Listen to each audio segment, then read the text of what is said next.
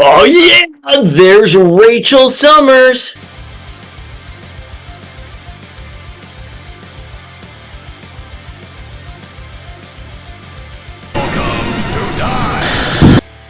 There is Rachel Summers. Boom. What is up, familia?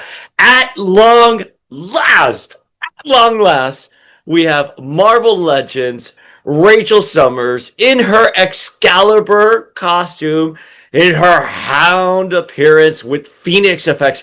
This has been one of the figures that we have wanted for such a long time. Rachel Summers does not get the love and respect she deserves, not only in action figure format, but also in the comic books. And I'm going to say it right now, X-Men 97.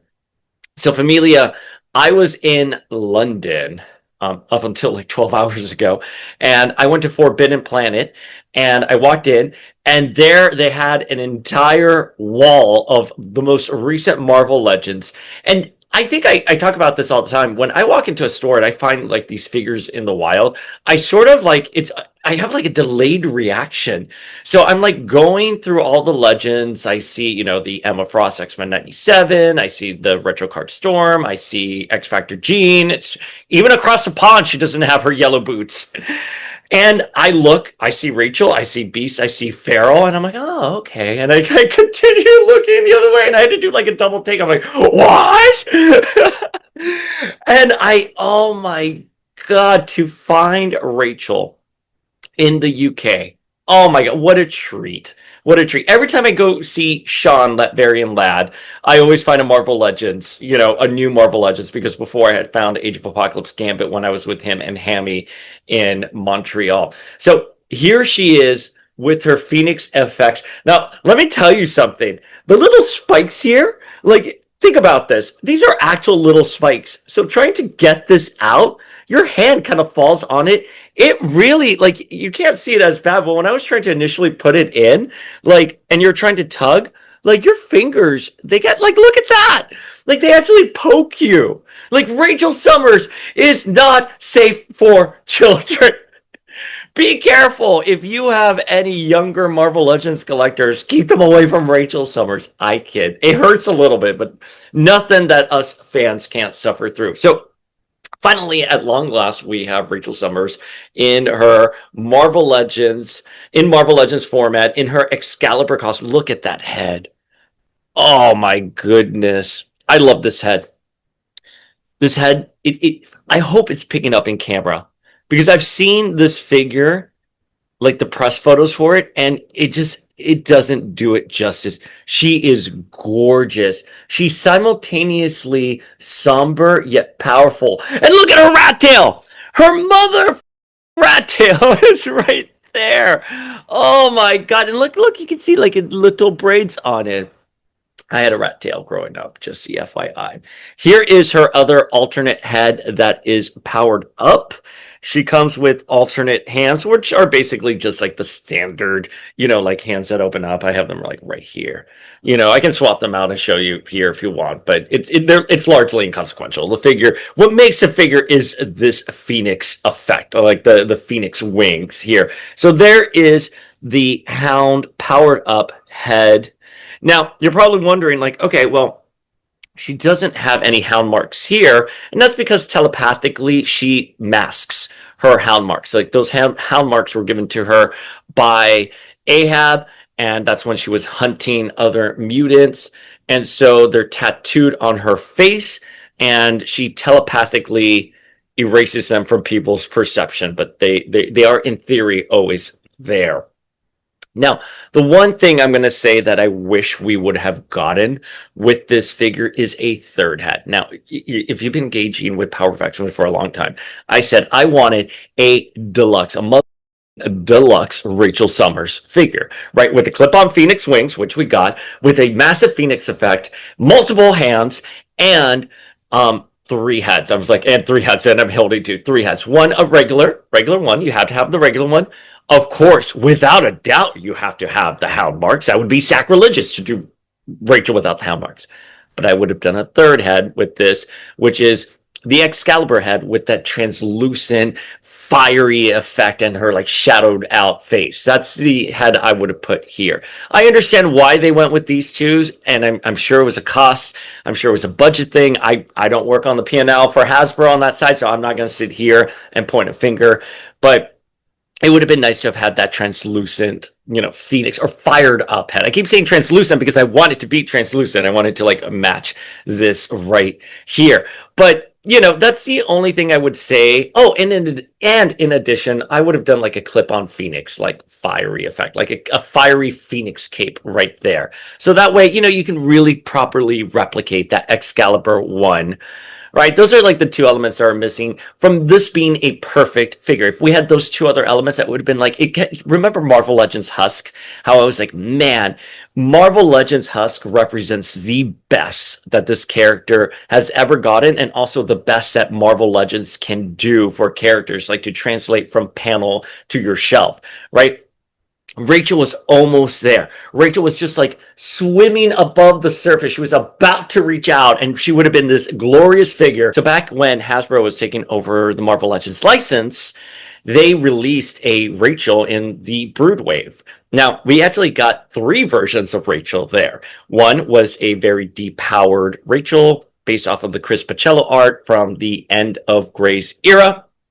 She looks very much like the Chris Pacello art. You know how I feel about Marvel Legends being inspired by a specific artist. I don't love it. I wish it would just be a uniform look for Marvel Legends. Rachel is the poster child of why that doesn't work. Rachel Gray, to be very specific. That Rachel Gray is the reason why it doesn't really work, because she really stands out in your collection.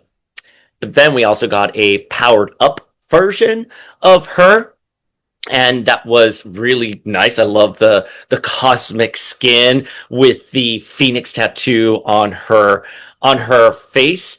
And then we got the third variant, which it was basically the powered up version, except Rachel's back was to the viewer, to the person purchasing it. So it was a packaging that was a variant, and you could see her Phoenix tattoo, which that was a really big thing. That was a very big pose for Rachel back in the day. It also shows that Hasbro cared enough to release that variant. So technically the same figure, just released differently.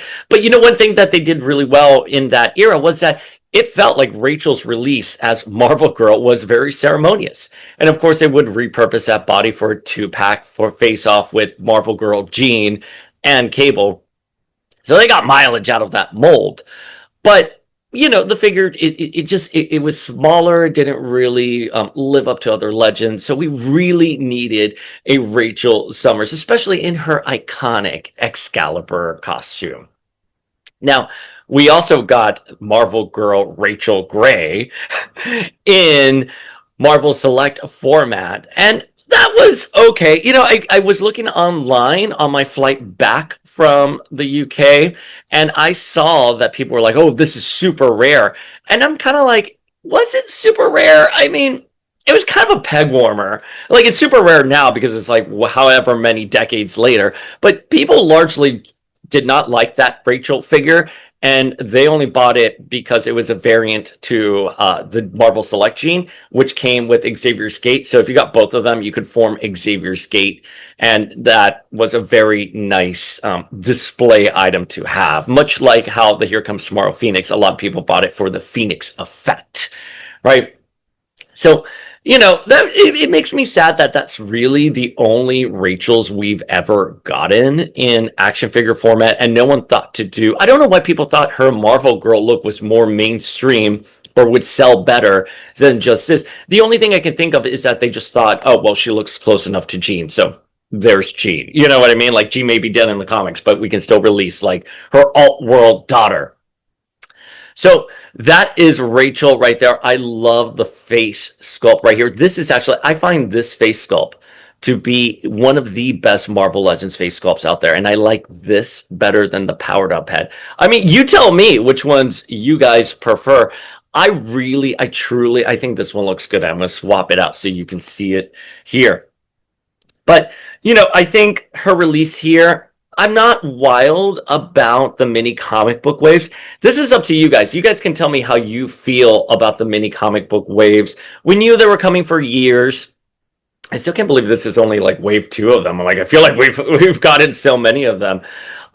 We've gotten, we knew they were coming for years. We were reporting on it on Power of X-Men. The one thing that we did say that has not come to pass is that they were going to have a little QR code on them. They do not have a QR code. That was the tea that we got, that there was going to be a QR code. But the other tea that we got, and maybe this is something that will lead somewhere, is that it will they will come with like a little spinner rack eventually. Eventually, they'll get a spinner rack. There she is without the Phoenix effects. Very standard figure without the Phoenix effects. Except look at the spikes, right? Those spikes, no, again, don't mess with these spikes. They're actually molded in there. I wonder how they did that. I don't know if they punctured little holes and put them out there or if they're super glued on there.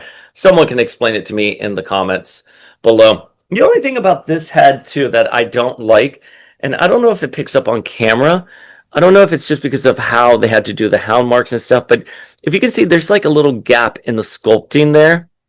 A little minor detail, but I don't know. Something about this, I don't like it as much as I like this face. And this looks more like her Uncanny X-Men flaring up, right? Which is fine. That is the era. And it looks like it's kind of from that 80s X-Men vibe, but Uncanny X-Men vibes. But I like this. I love her like more somber face here. Um, I I love Rachel. She is now in a relationship with Betsy. I don't love the relationship with Betsy, but I do think that Rachel being LGBTQIA plus makes perfect sense for the character. And I know her relationship with Jean, with Mama Jean, is sort of at like the heart of some controversy because Jean initially rejected her. To be the Jean Grey apologist that I am, let's just give context for it. Jean had come back from the dead. I'm doing this all from memory.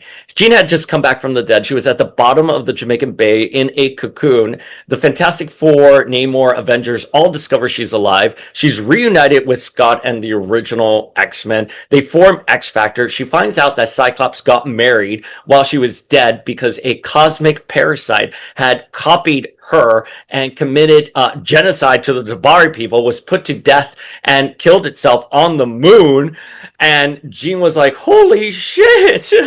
And Cyclops had been married, and we find out that his wife Madeline is her clone.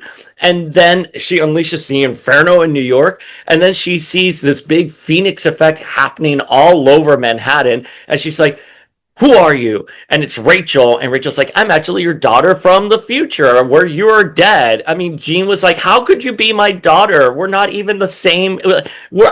How can you be my daughter? We're the same age. I mean, Jean had every right to flip out. Jean eventually does apologize. I mean, I don't think she gives a really formal apology, but when she decides that she wants to propose to Scott, she goes to get Rachel's approval because she says, hey, if I'm about to make a decision, and that decision will impact whether you could be born in the near future.